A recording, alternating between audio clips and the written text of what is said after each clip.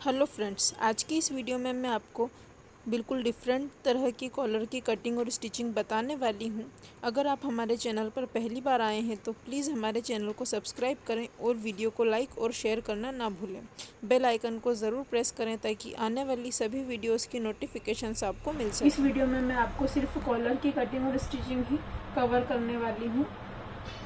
तो सबसे पहले मैं आपको ब्लाउज़ जो मैंने कटिंग किया है वो बताऊंगी कि किस तरीके से हमने इसे कटिंग किया है। तो जो भी हम हमारे पैक नेक के अकॉर्डिंग अपना ड्राफ्टिंग कटिंग करते हैं उसी के अकॉर्डिंग हमने अपने बैक पार्ट को भी कट किया है और फ्रंट पार्ट को भी हमने पैक नेक के अकॉर्डिंग ही यहाँ पर कट किया है। इसमें हमने हमारा शोल्डर का हाफ किया है और उसमें हमने 1 इंच प्लस किया है, जिस तरीके से हम कॉलर वाले ब्लाउज़ की कटिंग करते हैं। बाकी जो भी इसमें जो भी कटिंग और स्टिचिंग की मेथड जो भी बाकी के जो भी प्रोसेसिंग है कटिंग की आगे की वो सभी सेम रहेगी। सिर्फ हमें इसमें शोल्डर का हाफ करना है और इसमें 1 इंच प्लस करके मार्किंग करनी है। उसके बाद में इस तरीके से हमने अपनी प्रिंसेस कट को शेप देकर प्रिंसेस कट कर लिया है। बैक पार्ट को मैंने यहाँ पर स्टिच करके रेडी कर रखा है। फ्रंट पार्ट भी मैंने यहाँ पर स्टिच करके अस्तर के साथ में ज्वाइन करके रेडी रखा है। इस तरीके से हम इसे इसके साथ में ज्वाइन करेंगे तो हमारा ये फ्रंट पार्ट होगा और ये हमारा बैक पार्ट है। अब यहाँ पर हमने इसके नेक को भी कट कर लिया है। तो नेक को हमने नेक की ब्रॉडनेस और लेंथ हमने किस तरीके से ली है ये मैं आपको बताने वाली हूँ। तो नेक की लेंथ हमने यहाँ पर सबसे पहले तो हमने जो नेक की ब्रॉडनेस है वो 3.25 इंच रखी है, क्योंकि हमारा यहाँ पर फ्रंट ओपन है। तो हमारा जो 0.25 है वो यहाँ पर स्टिच में जाएगा हमारी हुकाई की पट्टी के लिए, इसीलिए मैंने यहाँ पर 3.25 इंच पर इसे मार्क किया है। ऊपर से भी हमने 3.25 पर मार्क किया और एक स्क्वायर बॉक्स रेडी किया, उसमें हमने इस तरीके से राउंड शेप दे दिया है।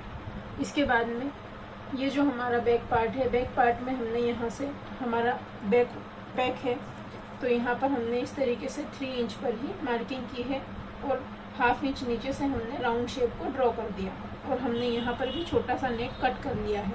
नेक की लेंथ हमने यहाँ पर 1 इंच के आसपास रखी है और इस तरीके से इसकी हमने कटिंग कर ली है।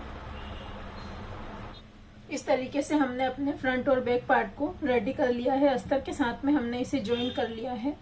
अब हम इसमें कॉलर किस तरीके से स्टिच करेंगे ये देखेंगे। तो उसके पहले आपको यहाँ पर इसके प्रिंसेस कट को इसके साथ में स्टिच करना होगा। उसके बाद में हम पहले शोल्डर्स को अटैच कर लेंगे। शोल्डर्स को अटैच करने के बाद ही हम इसमें कॉलर वाली प्रोसेस स्टार्ट करेंगे। तो सबसे पहले तो हम इसके शोल्डर्स को ज्वाइन कर लेते हैं और यहाँ पर हम प्रिंसेस कट को स्टिच कर लेते हैं।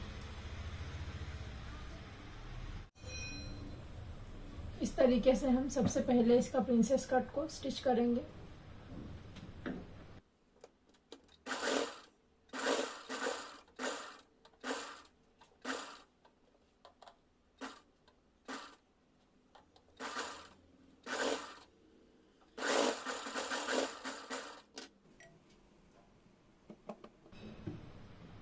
यहाँ पर पहले हम अपने शोल्डर ज्वाइन करके कॉलर वाली प्रोसेस कंप्लीट करते हैं। उसके बाद में इसमें प्रिंसेस कट का शेप प्रिंसेस कट को स्टिच करेंगे ताकि हमें स्टिच करने में प्रॉब्लम ना हो। इसलिए सबसे पहले हम इसमें शोल्डर को ज्वाइन कर लेते हैं।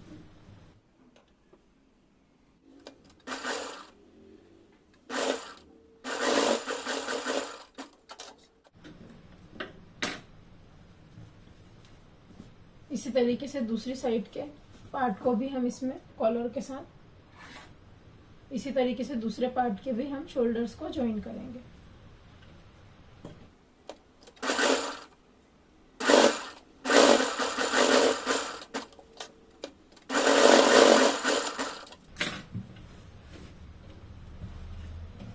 इस तरीके से हमने यहाँ पर इसे स्टिच कर लिया है।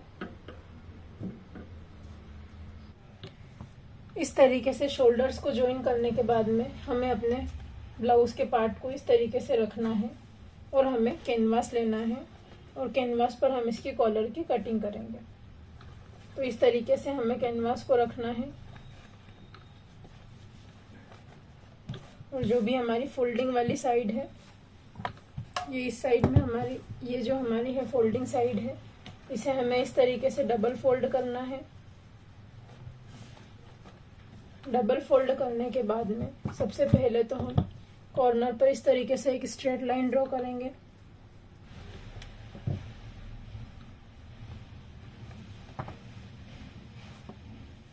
स्ट्रेट लाइन ड्रॉ करने के बाद हमारा जो ये फोल्डिंग वाला पार्ट है इसे हमें अपने इस फोल्डिंग वाले पार्ट के साथ में मिलाना है। सबसे पहले तो हम यहाँ पर पिंस अटैच कर लेते हैं ताकि हमारा कैनवास इधर उधर ना हो।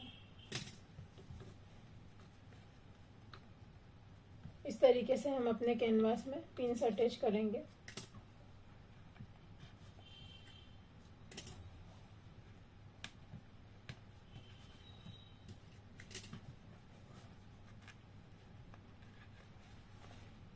इसके बाद में जो भी हमने लाइन ड्रॉ की है और हमारी जो फोल्डिंग साइड है, फोल्डिंग साइड को हम फोल्डिंग साइड के साथ में मिलाएंगे और इस तरीके से बैक नेक को हमें स्ट्रेट ही रखना है।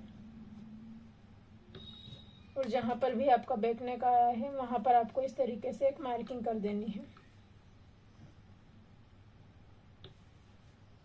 इसके बाद में हमें अपने नेक को इस तरीके से यहाँ पर मिलाते जाना है और इस तरीके से हमें इसे यहाँ पर सेट कर देना है। तो जो भी आपका ये शेप आ रहा है इसी शेप को आपको यहाँ पर ट्रेस करना है।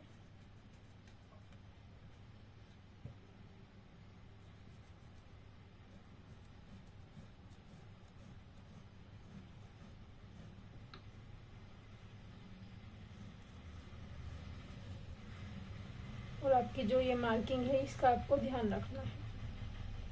तो इस तरीके से हमने यहाँ पर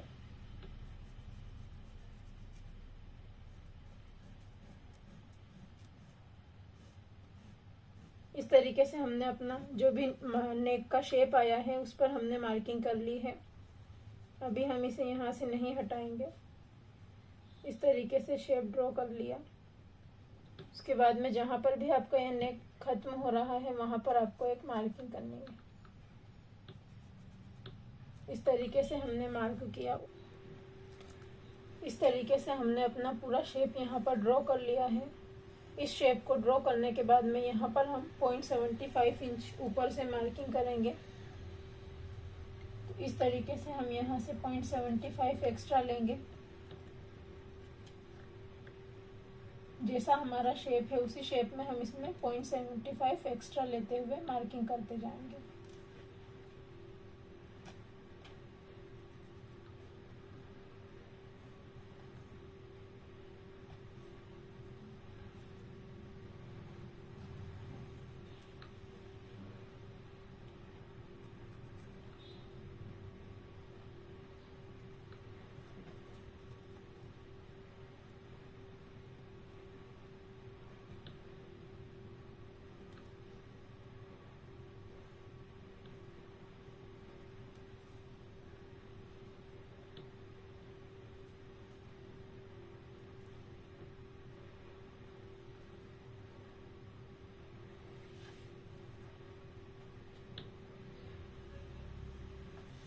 इस तरीके से हमने 0.75 पर मार्क किया है। अब इस मार्किंग को हम आपस में मिलाएंगे।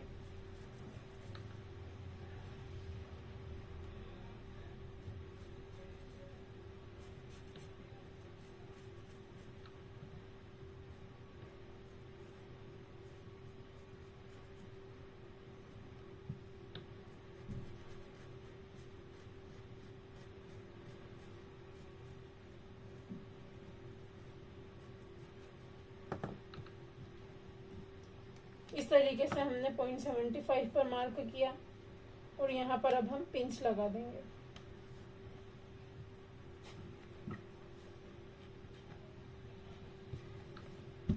इसके बाद में हमें फिर से अपने नेक को यहाँ पर रखना है। इस तरीके से हम इसे वापस रखेंगे। जो भी आपका शेप आ रहा है उसी के अकॉर्डिंग आपको इसे यहाँ पर फिर से सेट कर देना है।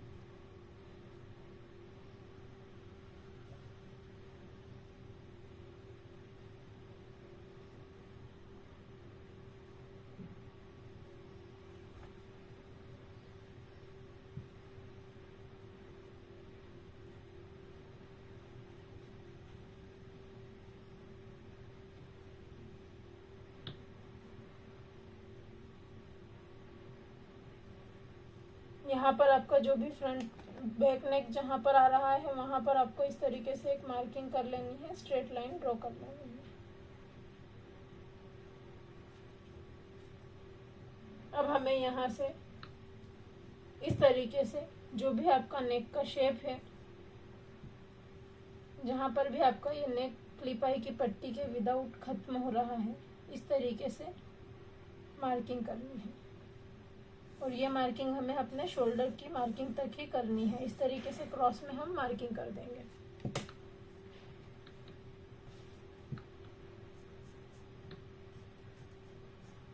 और आप इस वाले हिस्से को थोड़ा सा बढ़ता हुआ ही कट करें ताकि बाद में आपको कोई प्रॉब्लम ना हो।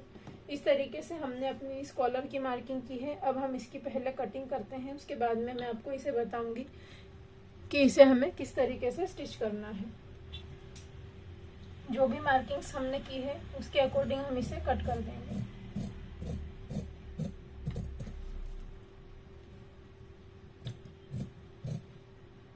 नीचे से हम इसे थोड़ा सा बढ़ता हुआ ही अभी कट करेंगे, बाद में हम इसे सेट कर देंगे। यहाँ से भी हम थोड़ा बड़ा ही इसे कट करते हैं और जो बाहर वाला आपका शेप है उसे आपको इस तरीके से कट कर देना है।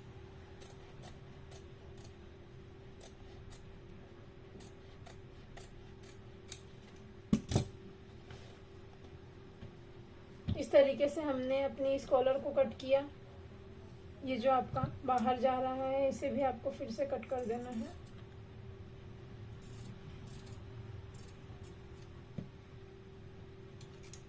इसके बाद में हम इसे ओपन करेंगे।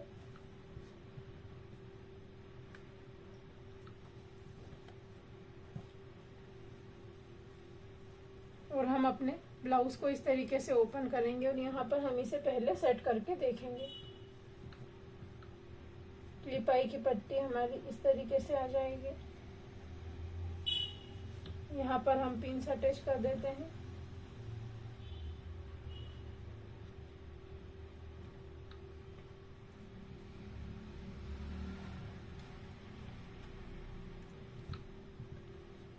अब हमें इसे यहाँ पर सेट करके देखना है। तो सबसे पहले तो हम इसका सेंटर देखेंगे कि इसका सेंटर कहाँ पर है और इसके सेंटर पर हमें मार्किंग कर देंगे। इस तरीके से हमारा ये सेंटर पॉइंट है। सेंटर को हम सेंटर के साथ में मिलाएंगे इस तरीके से और यह हमारा यहाँ पर इस तरीके से इसके साथ स्टिच होगा। अब हम इसे यहाँ पर ऐसे सेट करेंगे। तो आप देख सकते हैं जो भी हमारा ये प्रॉपर शेप आएगा इस तरीके से हमारा यहाँ पर शेप आएगा और यहाँ पर पीछे कॉलर बनकर रेडी होगी। ये हमारा इस तरीके से होगा। ये भी यहाँ पर ऐसे अंदर फोल्ड हो जाएगा। तो इस तरीके से हमारी ये कॉलर बनकर तैयार होगी। तो इसे हमें जिस भी फैब्रिक का बनाना है उस फैब्रिक पर हम इसे पेस्ट करेंगे। उसके बाद में हम इसकी स्टिचिंग देखेंगे। जो भी शेप हमने इसमें मार्क किया था उसी शेप में हम इस कॉलर को कट कर देंगे। मेज़र करने के बाद में इस तरीके से हम इसे उसी शेप में कट करेंगे जिस शेप में हमने इसे मार्क किया था। तो इस तरीके से हमारा ये शेप आएगा और इस तरीके से हमारी ये कॉलर बनेगी। अब आपको इसे जिस भी फैब्रिक पर बनाना है उस फैब्रिक पर आपको पहले इसे पेस्ट कर लेना है।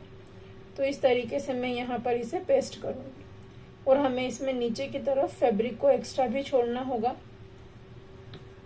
और यहाँ पर हम इस तरीके से इसे पेस्ट कर देंगे।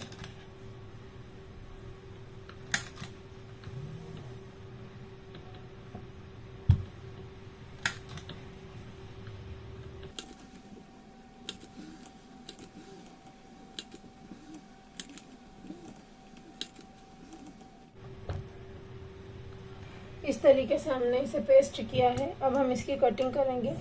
तो ऊपर से भी हमें एक्स्ट्रा फैब्रिक छोड़कर इसकी कटिंग करनी है और नीचे भी हम एक्स्ट्रा फैब्रिक छोड़ते हुए ही इसकी कटिंग करेंगे।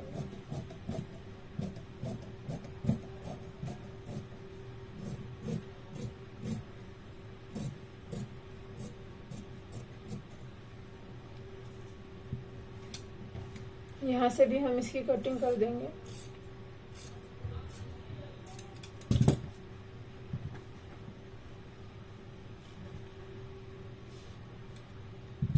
इसे आप इस पर अच्छी तरीके से पेस्ट करें।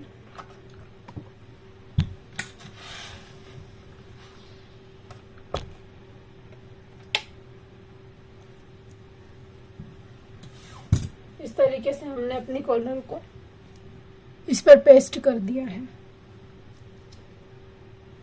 अब जो हमारा ये फैब्रिक है, इसी फैब्रिक में हमें, अगर आप अस्तर वाले पार्ट से इसे पलटना चाहते हैं तो अस्तर का फैब्रिक लें, और मेन फैब्रिक से पलटना चाहते हैं तो मेन फैब्रिक लेकर इसे इस तरीके से इसका दूसरा पार्ट भी हम कट कर देंगे।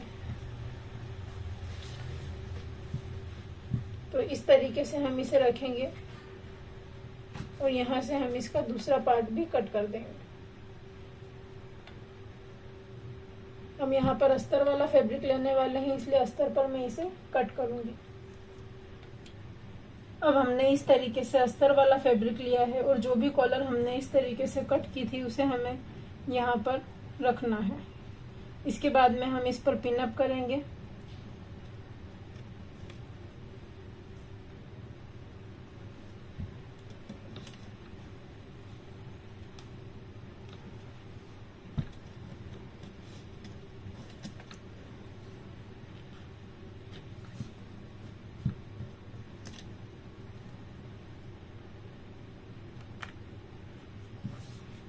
इस तरीके से पिन अटैच करने के बाद में हम इसे एज इट इज कट कर लेंगे। तो जो भी आपकी मेन कॉलर कट है उसके बराबर ही आपको इसे कट कर लेना है।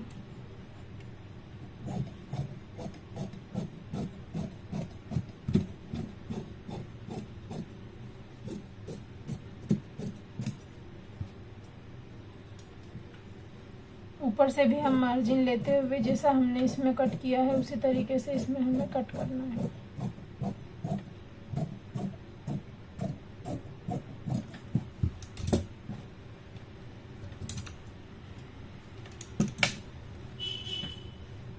इस तरीके से हमारी ये जो कॉलर है दोनों तरफ से बराबरी से कट हो चुकी है।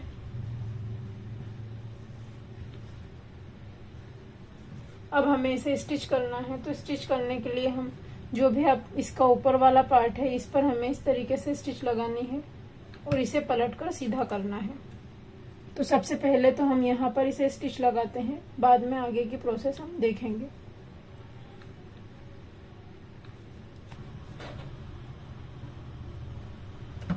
इस तरीके से हमारी कैनवास की किनारे, इस तरीके से हमारी कैनवास की किनारे किनारे पर हमें स्टिच कर देनी है।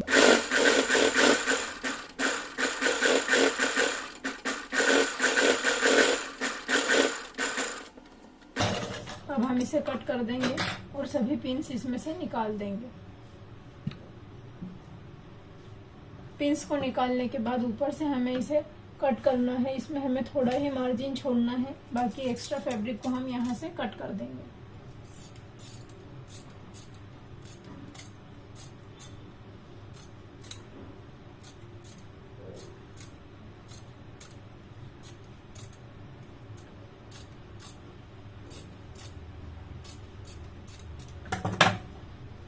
इस तरीके से एक्स्ट्रा फैब्रिक को कट करने के बाद में हमें यहाँ पर धार स्टिच लगानी है।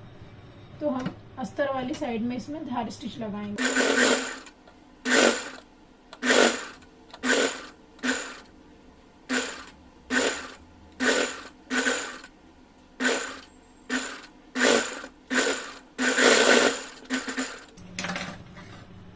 अब हमें इसे इस तरीके से अंदर की तरफ पलटाना है और इसके ऊपर प्रेस लगा देनी है। पूरी कॉलर पर हम इसी तरीके से प्रेस लगा देंगे।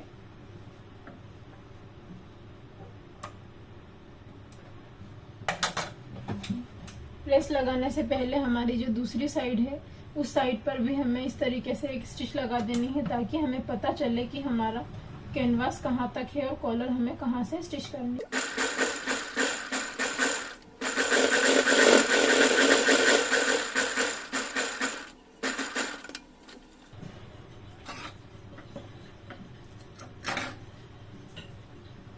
अब हम इस पर प्रेस लगाएंगे।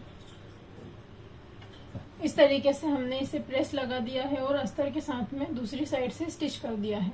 स्टिच करने के बाद दूसरी साइड में हमें 0.25 इंच का ही मार्जिन रखना है और बाकी सभी मार्जिन को कट कर देना है।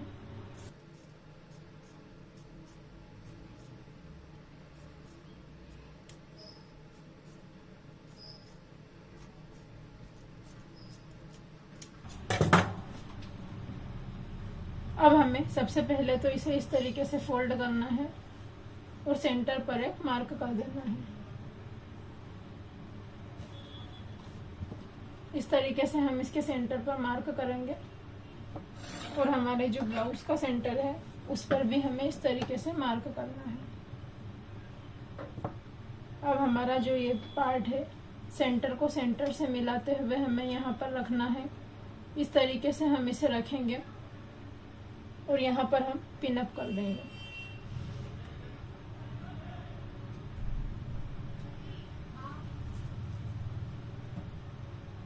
अब हम इसे इस तरीके से यहाँ पर रखते जाएंगे।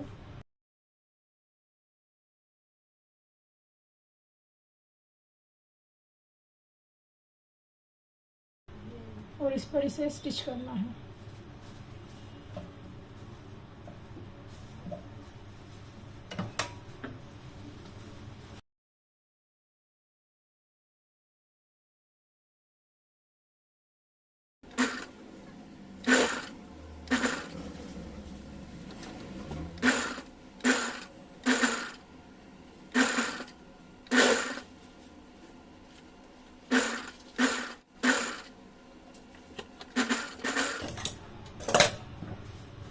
इस तरीके से हमें इसे यहाँ पर स्टिच करना है।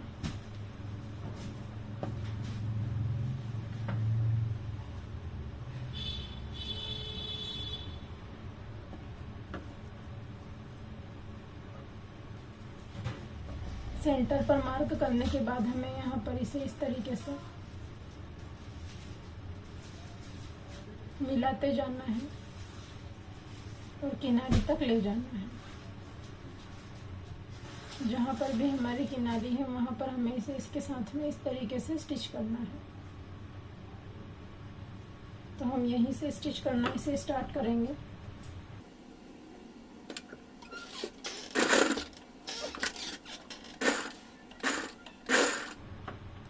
कॉलर को हम खींचते जाएंगे और स्टिच करेंगे।